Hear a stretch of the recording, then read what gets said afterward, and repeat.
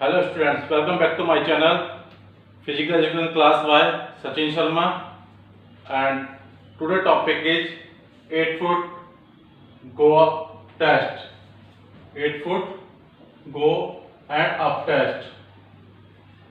अब 8 foot go up test क्या है? ये वरिष्ठ नागरिकों का एक टेस्ट है जो कि हम रिकली जोन्स टेस्ट बताया था उसका एक पार्ट है।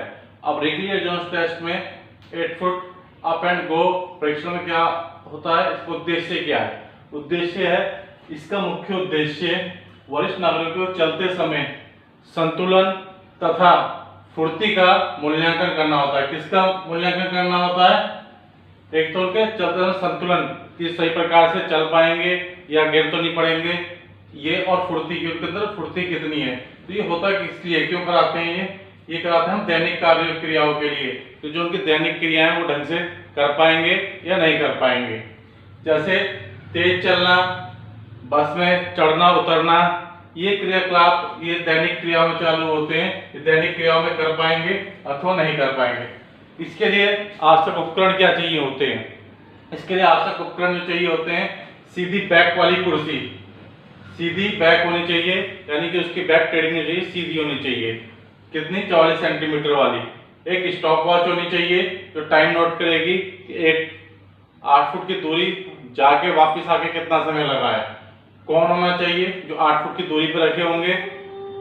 फीता होना चाहिए जो 8 फुट की दूरी नाप के कौन रखे जाएंगे, और समतल क्षेत्र होना चाहिए। ऊबड़ खाबड़ नहीं होना चाहिए क्योंकि एज ज्यादा होती है, कहीं व्यक्ति गिर ना पड़े। अब आता है विधि क्या है इसकी। एक कुर्सी को दीवार से सटा कर रखते हैं।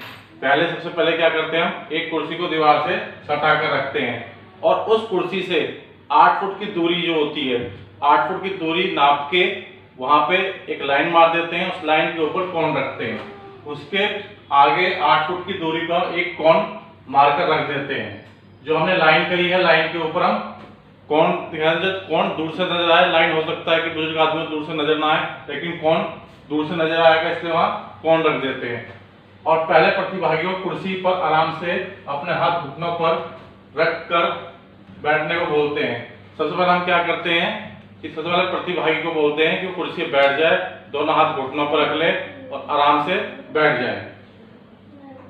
उसके पैरों को समतल भूमि पर, और पैरों को हम क्या करते हैं? समतल भूमि पर रखकर सामान्य अवस्था में बैठने के लिए बोलते हैं, यानी कि रिलैक्स होके घुटनों पर पैर रख के, पैर जमीन पर, कमर पे लगी हुई, तो आराम से होते हैं। फिर निर्देश मिलने पर जैसे हम बोलते हैं कि स्टार्ट, जो टास्क है ना, जो टास्क दिया है वो बोलते हैं स्टार्ट के लिए, तो स्टार्ट के लिए बोलते हैं। तो निर्देश मिलते ही प्रतिभागी तेजी से उठते हैं और चलते हुए जो 8 फुट की दूरी पे कोण लगाए हुए हैं, क्या लगाए हुए हैं? 8 फुट की दूरी पे जो कोण लगाए हुए हैं, कोण मार्कर से घूमकर वापस, जो कोण मार्कर है उससे घूमकर वापस आकर कुर्सी पर बैठ जाते हैं। तो जैसे यहाँ एक कुर्सी इधर है और सामने हमने कोण लगाए हुए 8 फुट की, तो वहां तक दौड़ के वहां से उससे कोण से घूम के वापस आके कुर्सी बैठते हैं। जो इस टाइम लगता है, इसको हम स्टॉप वॉच से नापते हैं। कुर्सी उठकर वापस से कुर्सी पर बैठने में लगने वाले समय को हम सेकंड्स में नोट करते हैं, नोट किया जाता है। तथा विभिन्न आयु वर्ग के लिए लिंग के लिए निम्न मानक है। तो जो हम वो टाइम लगता है 8 फुट की दूरी को तय करने में, उसको हम सेकंड में नापते हैं। और फिर हम उनका देखते हैं कि कितना वरिष्ठ नागरिकों में लचकपन है।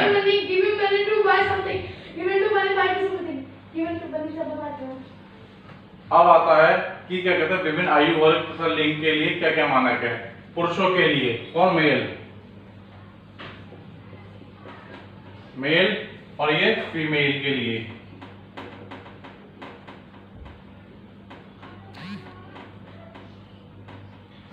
मेल के लिए 60 से 64 साल में अगर 5.6 तक का टाइम लेते हैं या उससे ज्यादा लेते हैं तो वो औसत से कम है। अगर 3.8 लेते हैं या उससे कम समय लेते हैं तो वो औसत से अधिक है। औसत कितना रहेगा? 3.8 से लेकर 5.6 तक लेते हैं तो वो औसत है।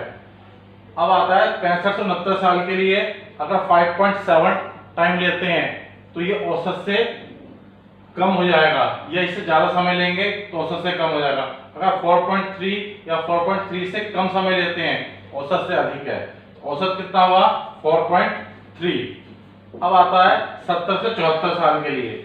अगर 6 सेकंड का टाइम लेते हैं तो 6 सेकंड का टाइम जो है क्या हुआ, ये इसके लिए औसत से कम है। 6 या 6 से ज्यादा टाइम लेते हैं।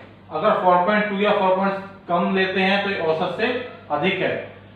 6.0 से 4.2 तक का अगर समय लेते हैं तो ये औसत है। 7.75 साल के लिए 7.2 जो है 7.2 या उससे अधिक समय लेते हैं तो औसत से कम है। और 4.6 या उससे कम समय लेते हैं तो औसत से अधिक है। औसत कितना होगा 4.6 से 7.2। अब आता है कि 80 या 84 साल के लिए अगर 7.6 सेकंड लेते हैं या उससे ज्यादा सेकंड लेते हैं तो औसत से कम है। और अगर 5.2 या उससे कम सेकंड लेते हैं तो औसत से अधिक है। तो औसत कितना हुआ 7.6 से 5.2। अब आता 85 से 90 साल के लिए अगर 8.9 लेते हैं तो औसत से कम है। और 6.3 या उससे कम समय लेते हैं तो औसत से अधिक है। तो 85 से 90 साल के लिए औसत कितना हुआ 8.9 से 6.3। 90 से 94 साल के लिए अगर 10 सेकंड लेते हैं या 10 से ज्यादा लेते हैं तो औसत से कम है। और अगर 6.2 या 6.2 से कम लेते हैं तो औसत से अधिक है। औसत 10 से 6.2। अब फीमेल के लिए 60 से 64 साल जो है अगर 6 सेकंड का टाइम लेते हैं तो औसत से कम है। 6 या 6 से अधिक।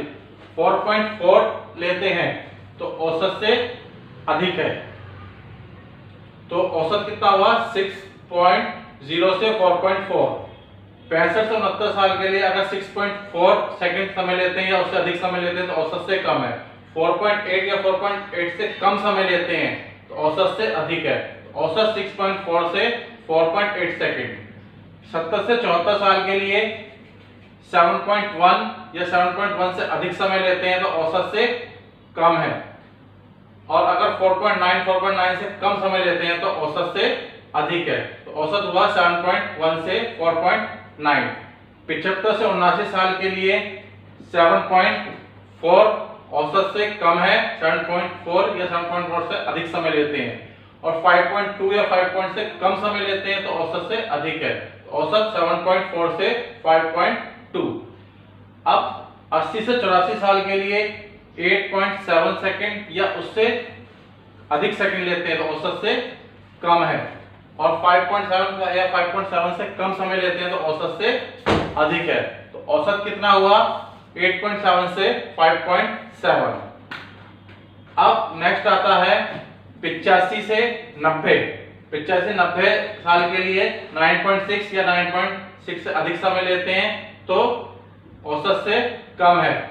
और अगर 6.2 से अधिक समय लेते हैं 6.2 या 6.2 से कम समय लेते हैं तो औसत से कम है। और 9.6 से 6.2 तक औसत है।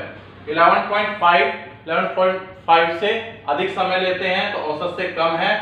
और अगर 7.3 से कम समय लेते हैं तो औसत से अधिक है। तो 11.5 से 7.3। तो ये आज जो आपकी वीडियो हुई 8 foot go and up test की हुई। जो रिकली जॉन्स की जो नेक्स्ट जो आएगी वीडियो, वो रिकली जॉन्स की जो नेक्स्ट वीडियो है वो है 6 मिनट पैदल चाल। तो नेक्स्ट वाली मेरी वीडियो को देखने के लिए आप मेरे चैनल को लाइक, सब्सक्राइब और सब्सक्राइब के साथ जो बेल आइकॉन है उसे प्रेस करें ताकि आने वाली मेरी वीडियो आपको सबसे पहले मिले। Thank you so much.